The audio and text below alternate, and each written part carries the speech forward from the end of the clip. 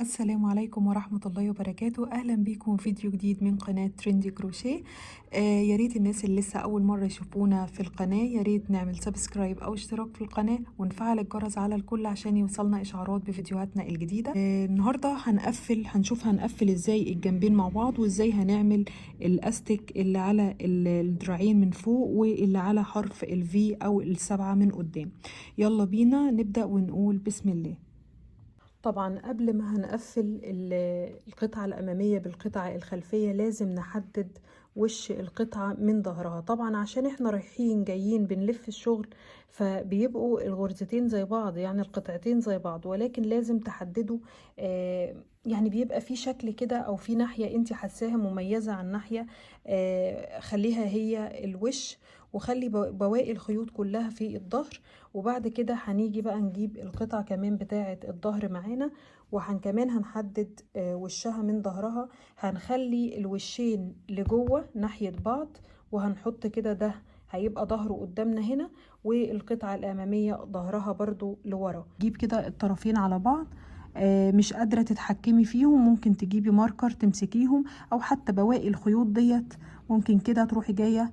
ما هو الخيط هنا كان في الاستك مربوط في اخره وهنا في اخره، فممكن نروح جايين كده ايه، عاملين كده علشان ما يزحلقش مننا لا يمين ولا شمال، يبقى كله فوق بعضه بالظبط.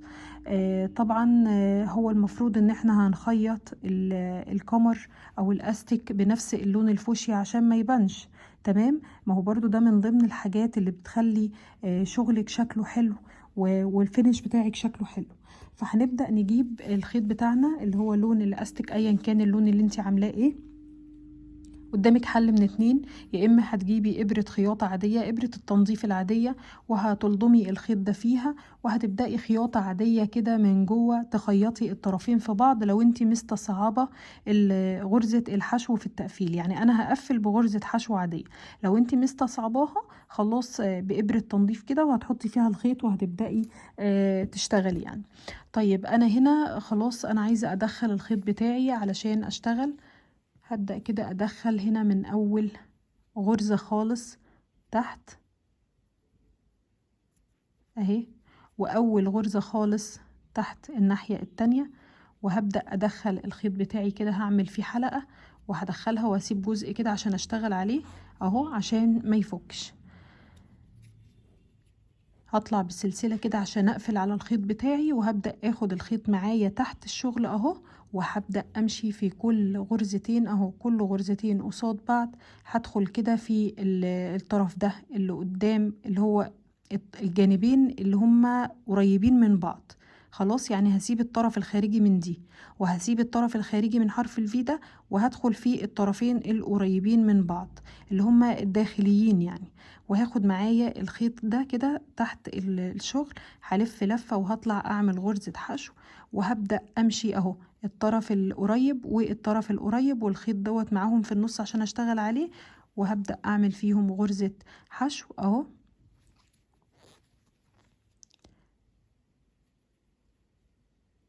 يا رب يبقى باين التصوير. حرف الفي ده اهو، وحرف الفي التاني اهو، بناخد الجنب ده والجنب ده اللي هما القريبين من بعض، القريبين من بعض. خلاص اهو، وهاخد خيط البداية معايا علشان انضفه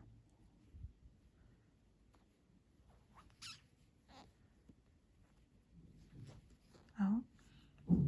خلاص انا كده في اخر غرزة اهي واهي، وهاخد الخيط معايا، هحاول اخد كمان الخيط ده اهو. تمام كده، انا كده خيطت بنفس لون الاستك، خيطت الاستك بنفس اللون. تعالوا نشوف كده الخياطة. هو خط من ضمن الخطوط البارزة مش باين اصلا. تعالوا نشوف من ورا، يعني اتحداكوا لو عرفتوا تجيبوها الا لو بصيتوا قوي اهو، مش باين اصلا اي خياطة فيه. خلاص بعد ما هقفل كده الاستك من تحت باللون الفوشيا، همسك كده البلوفر بتاعي من اول هنا كده كده كده غرزة حشو غرزة حشو، في كل غرزة غرزة حشو. هعدي طبعا بفتحة الدراع كلها غرزة حشو، وبعدين هرجع للاستك من الناحية التانية تاني. يعني هغلفه كله بغرز حشو ما عدا الاستك. ليه؟ لان انا كده كده الاستك موديله اصلا موديل البلوفر ده ان الاستك بيبقى اضيق من البلوفر، وبعدين الاستك عندي غرزته بتمط. فانا بس هغلف ده كله كده بغرز حشو عشان لما اجي اقفله واخيطه ببعضه ما يبقاش الشكل مش ظريف. خلاص، انا قفلت الجنب من غير غرز الحشو عشان بس اوريكم شكل الخياطة كان هيبقى عامل ازاي. وعشان كده انا بصوا، ممكن تلاقوها مش واضحه لكم قوي دلوقتي، لكن وانس ان حد يلبسه ويتفتح كده هيبقى الشكل مش لطيف خالص. تمام، فانا حبيت اوريكم الشكلين. انا هغلف زي ما قلت البلوفر بتاعي كله جنابه كلها بغرز حشو، حتى فتحه الرقبه همشي عليها كمان بغرز حشو، لكن فتحه الرقبه هخليها شغلها لوحده لاني لسه هعمل عليها استك نفس اللون هي والكمام كمان، ولكن همشي عليهم الاول كده غرز حشو زي بيس كده علشان ابدا اشتغل فوقيها على طول. يلا بينا اوريكم ازاي. انا هشتغل باللون الابيض. هاجي هنا كده في اول غرزة اهي في الجنب، وهجيب الخيط بتاعي.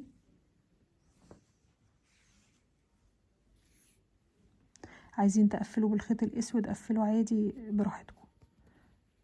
هبدأ اعمل حلقة كده من الخيط واشده بالابرة، وهعمل سلسلة عشان اقفل الغرزة بس عشان اربطها يعني. خلاص اهي، بصوا لاحظوا ان انا بشتغل من جوه، يعني وش البلوفر هو اللي قدامي اهو. تمام، اهو ظهره اللي انا بخيط عليه وشه اهو، انا فاتحاه بس كده علشان دايما يبقى وش الغرزة ناحية ناحيتي انا، ناحية الوش. خلاص، عشان تبقى عدلة الغرزة ناحية الوش. في نفس المكان اللي انا طالعة منه هدخل وهعمل غرزة حشو، وهفضل ماشية بقى كده تحت كل فراغ هعمل غرزتين حشو اهو. الفراغ ده اللي هو الثلاث سلاسل الارتفاع. تمام اهو، وفي راس العمود نفسه هعمل غرزة حشو، تحت الفراغ هعمل غرزتين حشو عشان البلوفر ما يلمش مني، وفي الغرزة نفسها هعمل غرزة حشو اهو. انا هفضل ماشية كده لحد ما اخلص الجنب كله لغاية لما ارجع لنفس المكان، ولكن من الناحية التانية. بصوا كده هقفله كله غرز حشو وهرجع لكم تاني. زي ما انتوا شايفين كده انا مشيت على البلوفر بتاعي حرفه كله، مشيت عليه بغرز حشو كده مرورا طبعا بفتحة الدراع كلها اهو. عايزة اقول لكم ان الشكل غير خالص يعني. بصوا، ولسه كمان لما يتقفل هيبقى شكله احسن كتير. انا عارفة انه كان ممكن يتقفل بالخيط الاسود كمان، ممكن كان يبقى احلى، بس هو انا للأسف الخيط الاسود تقريبا ممكن ما يكملش معايا البرواز كله، عشان كده قفلته بالخيط الابيض. هبدأ بقى اقفل كده. انا خلاص انا هنا اهو في الغرزة دي، هدخل بقى في الغرزة اللي قصادها على طول وهعمل غرزة منزلقة علشان اقفل بقى الجنبين دول كده على بعضهم. انا دلوقتي يا جماعة بخيط على الناحية الظهر. خلاص اهو، هبدأ اطلع سلسلة وهدخل في نفس المكان والغرزة اللي قصادها وهعمل غرزة حشو، وهفضل ماشية كل غرزتين اهو. ادي غرزة وادي الغرزة اللي قصادها، هدخل فيهم هما الاتنين وابدأ اعمل غرزة حشو. هفضل ماشية بقى كده كل غرزة حشو بتقابلها غرزة حشو هعمل فيهم هما الاتنين غرزة حشو، تحتهم هما الاتنين تحت حرف الفي كله اهو، لغاية لما اوصل لفتحة الدراع وهرجع لكم تاني. ورجعت لكم تاني بعد ما وصلت لنهاية السطر كده غرز حشو. انا بنفس الطريقة ديت هقطع الخيط خلاص، وهبدأ اعمل برواز غرز حشو الناحية التانية في الجنب التاني وعلى الدراع كمان، وهبدأ اقفله كله بنفس الطريقة اللي قفلت بيها الجنب اليمين. وهرجع لكم تاني علشان نشوف هنعمل برواز الرقبة وبرواز الكمام ازاي.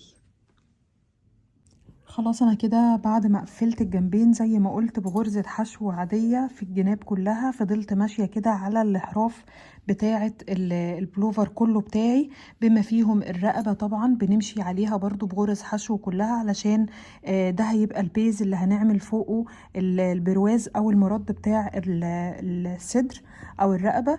عملت لكم كده كم واحد او دراع واحد علشان تشوفوا هيبقى شكل الاستك ازاي الخيط بتاعنا. وهنيجي كده احنا هنشتغل على الوش، هنشتغل على وش البلوفر لان دايما وش الغرز بيبقى قدامنا. هدخل بصوا فين احنا قافلين اهو تحت الدراع على طول، هدخل في الغرزة دي اللي هي من على الجنب على طول، وهبدأ اعمل حلقة كده في الخيط وهشدها من الغرزة بتاعتي.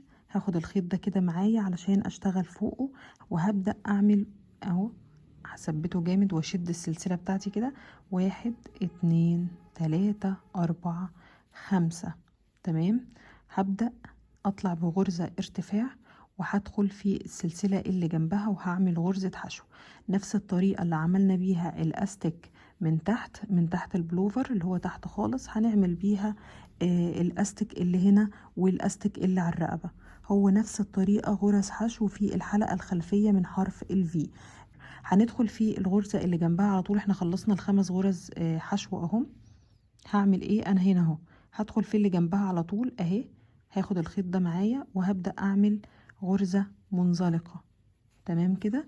وهدخل في اللي جنبها كمان وهبدأ اعمل غرزة منزلقة تانية. تمام كده. هلف معايا الشغل بتاعي وهعدي اول سلسلتين دول المنزلقتين اللي كانوا في الدراع اهم، 1 2 الصغيرة اللي جنبها، وهبدأ أدخل في التالتة. ده هنضفه هناك على الكم. هبدأ أدخل في التالتة في الطرف الخلفي من حرف الفي. أدي 1 أدي 2، وعدي لو لسه في الأول عشان ما تتلخبطيش. أدي 3 4 وادي 5. هطلع سلسلة ارتفاع وهلف الشغل معايا وهبدأ أدخل في الغرزة اللي جنبها على طول، وهعمل غرزة حشو في كل غرزة في الطرف الخلفي من حرف الفي. خلاص اهو كل الزيادة او اللي هيزيد كل الزيادة عن استك القمر هو اننا بنشبك بس في الكم رايح جاي خلاص لغاية لما نخلص الكم كله. وبنفس الطريقة هنعمل برواز الرقبة، وهرجع لكم برضو علشان نشوف هنعمله ازاي. خلصت هنا ووصلت اهو للطرف التاني من الدراع. انا دلوقتي هعمل ايه، انا خلاص وصلت اهو للفتحة بتاعة تحت الدراع اللي كنا بدأنا منها الجزء ده. هعمل ايه، هجيب الطرفين كده على بعض، بس طبعا مش هجيبهم من على الوش، همسكهم في بعض من على الظهر اهو، هجيبهم كده مع بعض اهي. هبدأ ادخل في اول غرزة هنا وهشد الحلقة بتاعتي علشان شغلي يبقى مظبوط اهو، وهبدأ اجيب كل غرزتين قصاد بعض اهو، كل غرزتين قصاد بعض، هما 5 غرز يعني مش مستاهلين، هعمل فيهم غرزة حشو. هو انا كنت صورته وعشان كده قطعت الخيط، بس للأسف اكتشفت ان التليفون ما بيصورش، فرجعت بعد ما قطعت الخيط علشان ما حبيتش بصراحة اسكيب الموضوع وناس كتير ما تبقاش واخدة بالها. خلاص فانا اللي هتعذب شوية مع الخيط بس مش مشكلة اهو. هبدأ اعمل غرزة حشو في كل غرزتين قصاد بعض لحد ما اوصل لاخر غرزتين اهو، وهبدأ اشد الخيط بتاعي وهعقده وخلاص اهي. بنفس الطريقة اللي خلصنا بيها أو ظبطنا بيها أو قفلنا أستك الكمر. وبكده أكون خلصت خلاص الكم التاني، وكده الكمين جاهزين. تمام، شكلهم زي ما انتوا شايفين كده. طبعا لو كمان زي ما قلتلكوا غرز الحشو اللي احنا بروزنا بيها الدراعين والرقبة بنفس الخيط، بنفس لون الخيط اللي احنا هنعمل بيه الاستك، هيبقى طبعا افضل. تمام كده. انا لانه الخيط ده دوائي، فانا بس حبيت اوريكوا شكل الموديل هيبقى عامل ازاي وهنعمل ايه في الغرزة. خلاص. كده باقي عندنا الرقبة، واحنا الحقيقة عشان نعمل الرقبة هنوصل الخيط كده من نص الرقبة من هنا اهو، وبنفس الطريقة اللي عملنا بيها استك الدراعين هنعمل بيهم استك الرقبة بنفس الطريقة، مفيش اي جديد. هنطلع اهو، ادي 1 2 3 4. تمام، 4 انا شايفاهم كفاية. هنطلع بسلسلة ارتفاع وهندخل في السلسلة اللي جنبها على طول، وهنعمل غرزة حشو نفس الطريقة اللي عملنا بيها بالظبط استك القمر واستك الدراعين، هي نفس الطريقة. خلاص، عايزة برضو تخلي نفس العرض بتاع الاستك هنا على الرقبة هو الدراعين، وتعملي 5 غرز براحتك. عايزة تخليهم الاتنين 4 برضو براحتك. وبندخل اهو في الغرزة اللي في الرقبة، وبندخل في الغرزة اللي جنبها على طول، وبناخد الخيط ده طبعا معانا كده علشان ننضفه اهو. بنعمل منزلقتين في الغرزتين اللي في الرقبة اللي هم مقابلين للغرز اللي احنا بنعملها. بنلف الشغل معانا وبنسيب اول غرزتين اللي هم اهو 1 2. دول كده الغرزتين المنزلقتين اللي احنا عملناهم في الرقبة نفسها. وبنعمل برضو 5 غرز سوري 4 غرز حشو في الحلقة الخلفية من حرف الفي اهم، 4 في الحلقة الخلفية من حرف الفي. وبنطلع سلسلة ارتفاع وبنلف الشغل بتاعنا، وبندخل اهو في اللي جنبها على طول. ادي 1 برضو في الطرف الخلفي من حرف الفي كل شغلنا. ادي 2 3 4. وبنيجي كده هنا في الرقبة وبندخل في طبعا ناخد بالنا الاول قبل ما اعمل اي حاجه. انا بس عايزه اقول لكم ان انا بشتغل على الوش يا جماعه، يعني انا لما بخيط او بقفل على الظهر، انما لما بشتغل دايما وش الغرزه يبقى قصادي علشان خاطر ده اللي هيبقى باين. يعني دايما زي ما قلت لكم الغرزه ليها عدله زي القماش بالظبط، فلازم يبقى البلوفر بتاعنا على وشه معاه. تمام كده اهو. هدخل في الغرزة اللي بتقابلهم وهعمل منزلقة، وهدخل في الغرزة اللي جنبها وهاخد الخيط ده معايا وهعمل كمان منزلقة كده. المنزلقة الأولى عشان نشبك السطر ده في الغرزة اللي مقابلة ليه هنا، والسلسلة التانية اللي بعدها عشان نطلع للسطر الجديد كأننا طلعنا سلسلة ارتفاع. وهفضل ماشية عادي جدا زي ما مشيت. هعدي سلسلتين اهم، غرزتين مش هعمل فيهم حاجة، وهدخل في التالتة على طول وهعمل ال4 حشو بتوعي في الطرف الخلفي من حرف الفي. هفضل ماشية خلاص كده لحد ما اوصل لل7 من قدام، وهرجع لكم تاني علشان نشوف هنعمل ايه.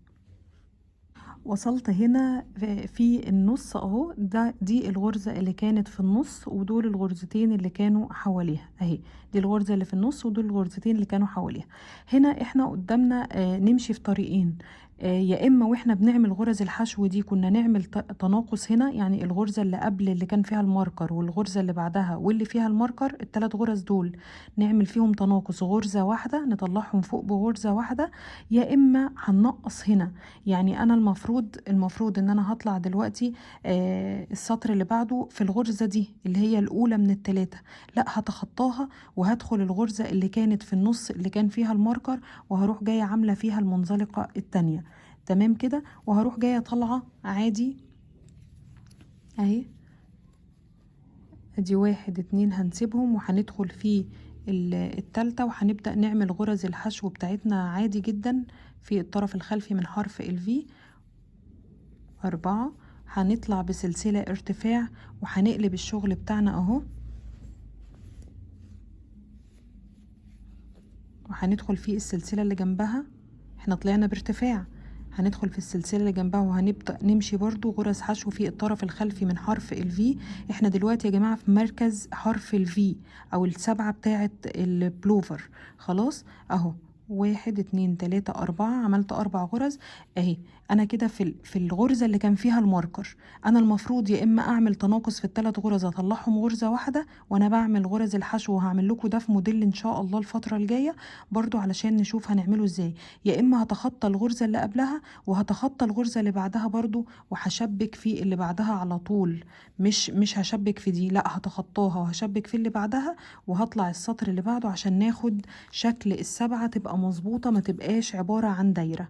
برضو هنسيب سلسلتين وهندخل في التالتة وهنعمل غرز حشو عادية جدا اهي.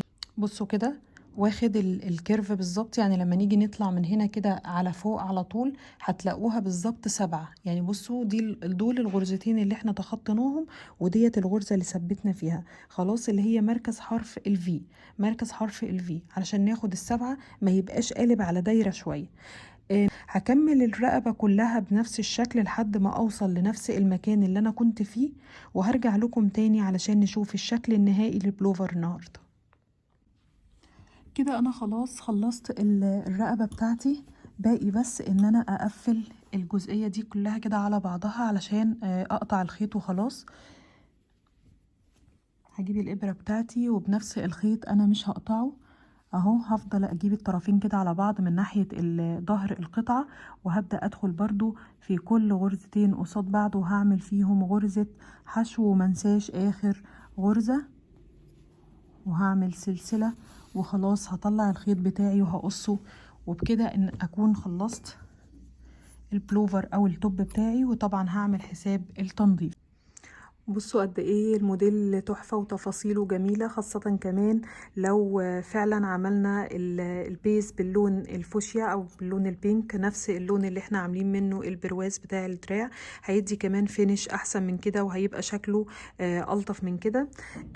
الموديل تحفة وتفاصيله جميلة جدا وطالع ترندي جدا الفترة دي. موديلنا النهاردة اخد مني بكرة خيط باللون الاسود وبكرة خيط باللون الابيض بس. كمان البواقي بقى من اللون الثالث او ممكن ياخد نص بكرة يعني 50 جرام.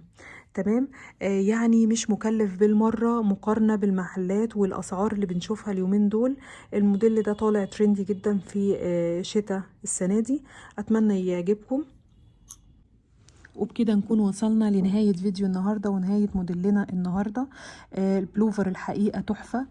شفته كتير جدا في المحلات اليومين دول، طالع ترندي جدا في الشتاء السنة دي، خاصة اللونين الأبيض مع الأسود طالعين يعني مكتسحين كل المحلات. أتمنى يكون فيديو النهاردة عجبكم، وأتمنى يكون موديلنا المرة دي عجبكم.